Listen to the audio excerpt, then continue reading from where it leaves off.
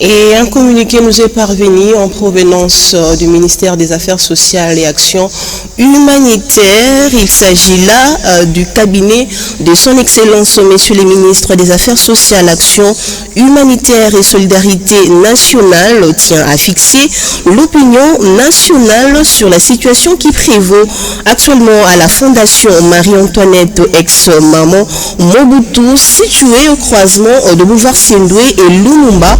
À la toile de fond, un commentaire passé à Télé 50, l'œuvre de monsieur Bati Moussaka Passion, qui prétend avoir acheté la concession abritant les services de la fondation auprès de la succession Marie-Antoinette Mobutu. De même, il serait détenteur d'un certificat d'enregistrement datant de 2022, alors que celui de la fondation, qui n'a jamais été annulé, date de 1986. Il y a lieu de révéler à cet effet ce qui suit.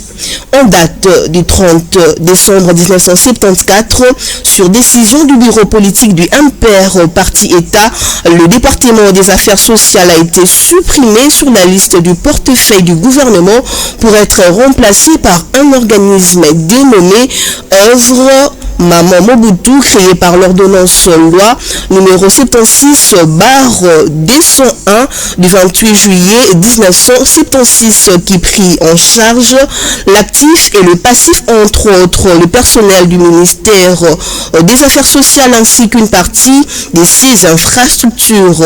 Cet organisme finit sous la tutelle de la présidence de la République en ce qui concerne son fonctionnement ainsi que ses différents projets suggérés. La distinguée première dame citoyenne Maman Mobutu avec rang de ministre.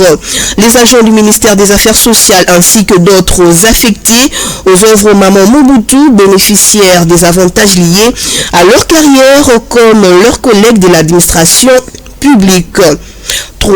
En 1979, après la mort de Maman Marie-Antoinette Mobutu, survenu le 10e mois 1977, le même bureau politique lors du congrès du MPR Parti État décida diriger les œuvres de Maman Mobutu en une fondation en vue de pérenniser et reconnaître le bienfait de la défunte maman présidente. Ainsi, la fondation Marie-Antoinette fut créée par l'ordonnance numéro 79-117 du 2 juillet 1979 comme institution publique dotée de la personnalité juridique, et les membres du conseil d'administration